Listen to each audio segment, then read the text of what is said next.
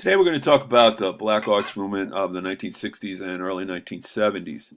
To put it a little bit in historical context, the Civil Rights Movement began in the 1950s and was in full bloom in the 1960s. And the dominant theme of the early years of the Civil Rights Movement was Freedom Now. This was Martin Luther King's slogan, and it was the slogan that was used at the March on Washington in 1963.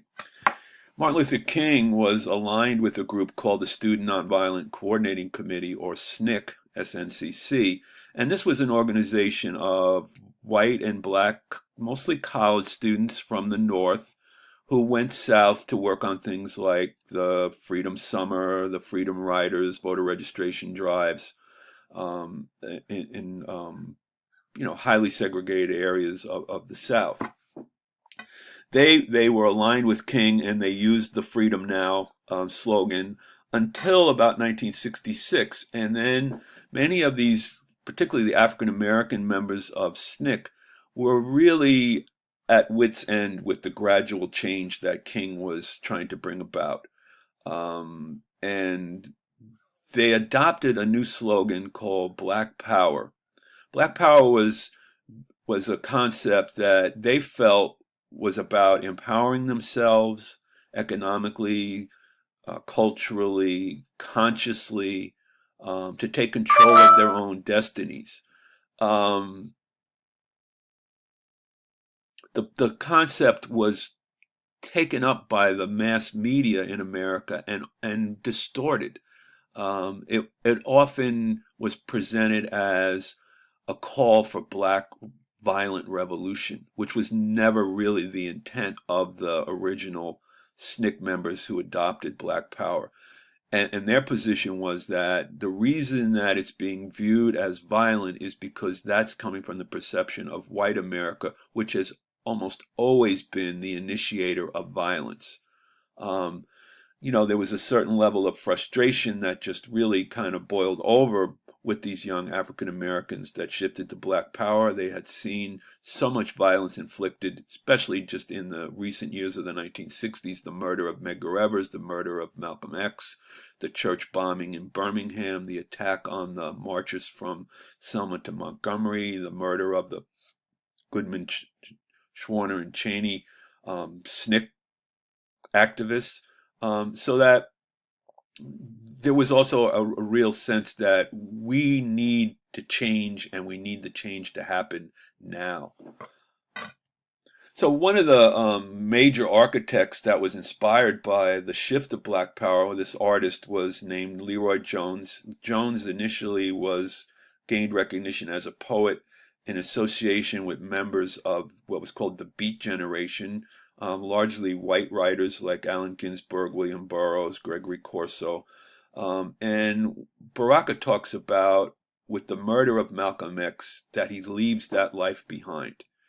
He changes his name from Leroy Jones to Amiri Baraka. He moves from downtown Manhattan, Greenwich Village, which was kind of the epicenter of the beat culture, and moves to Harlem. And it's in Harlem that he puts out the call to create the Black Arts Movement. His partner in this was a poet and essayist named Larry Neal, and Larry Neal wrote a famous essay called The Black Arts Movement. This Black Arts Movement essay is really kind of an artistic declaration of independence, and it has its roots in African American culture. It's not something completely new. In the 1920s, Langston Hughes, during the New Negro or Harlem Renaissance, wrote an essay called The Negro Artist and the Racial Mountain, and it basically did something very similar to what Neal wanted to do with the Black Arts Movement, saying that we're going to create our own art from our own agenda for our own people.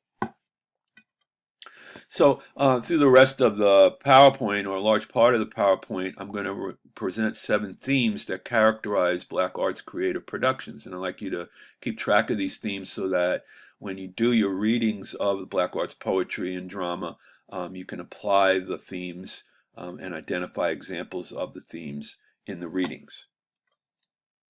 So first of all, the Black Arts Movement is an artistic expression of the impulse towards Black Power. So they see it as kind of a sister movement that they're related to each other, and that the artistic expressions of the Black arts movement would would foster the conception of Black power and a Black power consciousness in the audience that would be reading or listening or viewing the artistic productions. Black arts movement, and Larry Neal does this in his essay, tries to establish a concept of a Black aesthetic. Aesthetic being a way of creating art, a way of judging art, the materials that are used to create art, the images, the icons, the forms that are used. It's basically saying that we have our own artistic tradition that reaches back through the American experience of African Americans across the Middle Passage back to Africa. Part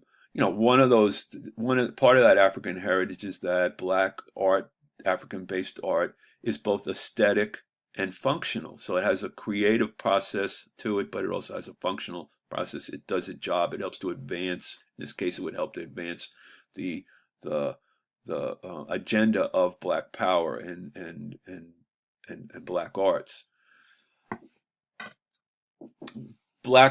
Another Black arts theme is the celebration of Black cultural heritage. That we can look back at our experience, and it's not just about the oppression, and it's not just about the misuse of power by white America. It's not about the exploitation. It's not about the violence that's been inflicted upon us.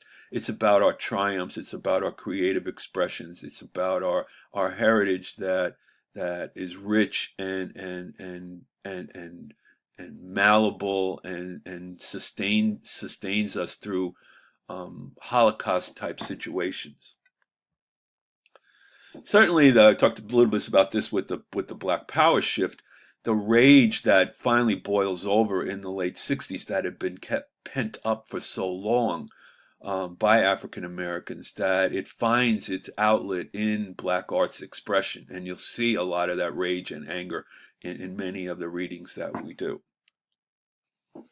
Another big part of another big part of the Black arts movement theme is the Pan-African unity, this connection to African expression and a connection to African cultural heritage. Of course, this is not, again, like the Black aesthetic. This can also be traced back to the New Negro Renaissance of the 1920s with someone like Marcus Garvey and his Back to Africa movement. But certainly this idea that Pan-Africa means that all people all over the world are connected by their African heritage, that African Americans are connected through their African heritage to other African-based people in the Caribbean, Jamaica, Cuba, Haiti, South America, and Brazil, and of course connecting back across the Atlantic to Africa itself. Black arts movement and Black power are nationalist movements. They're not protest movements. Protest implies that you're speaking out to an oppressor or to another group that has power that can help you to resist an oppressor and overcome an oppressor. And Black arts movement is basically saying, we don't want white help. We want to determine our own future. We want to determine ourselves artistically. We want to determine ourselves economically. And of course, this also could connect back to Marcus Garvey and his Black Star Line and his idea of Black self-empowerment in the 1920s. American culture had defined African Americans in horrible stereotypes for decades and decades back into the 19th century. And African Americans are saying, no, we're going to define ourselves. We're going to create our own self-image in the light of who we think we are as African-based people. Of course, the image on the screen here is the 1968 Mexico City Olympics, where the two African-American athletes gave the Black Power salute in solidarity with this idea of a Black nation. Black arts movement is also another theme is the connection to the community, that the artist had a responsibility to raise the consciousness of the community, to connect them to their African heritage, to make them aware of the responsibility of forging their own identity, of of resisting what they see as oppression, and it also affected the forms that they used. It was Black arts movement is much more of of using the form of poetry that's much more portable. It could be performed, it could be taken to the streets, and so it was a way of reaching out to the community. We see the Black arts movement also has impact on popular music. So rhythm and blues stars like James Brown, Nina Simone, and Curtis Mayfield and the Impressions, their music starts to reflect these Black arts themes. Say It Loud, I'm Black and I'm Proud, James Brown, which was the opening music I played. Nina Simone, To Be Young, Gifted, and Black. Curtis Mayfield, This Is My Country. We also see Black arts themes in jazz. Archie Shepp's Fire music, which certainly reflects that rage that I talked about. Max Roach's Freedom Now suite, the We Insist, demanding equality, also has the African connection in terms of melding jazz with African music. Black arts also affected visual arts. It went to murals and poster art that was very didactic, trying to get home this Black arts, Black power message through the visual arts. And it also shows up in drama, in a play like Amiri Baraka's Dutchman, very much addresses Black arts movement themes. And a play like Dutchman also, if you've seen a production of it, Dutchman can be produced with just two actors and two chairs, to simulate the subway car setting that it's gone. So it's something that was very portable, something that could be taken to the streets, performed in a park, and address the community's needs.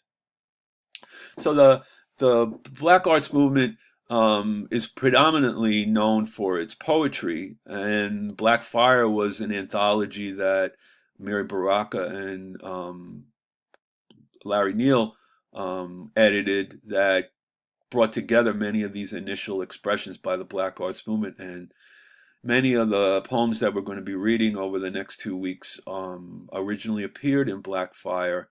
So what I'm hoping is that as you're reading the Black arts poetry, you will be able to apply these 7 themes. And I'd like you to think back over the presentation and make sure you've identified all 7 themes, and maybe take some notes on what they are and some of my comments on the notes.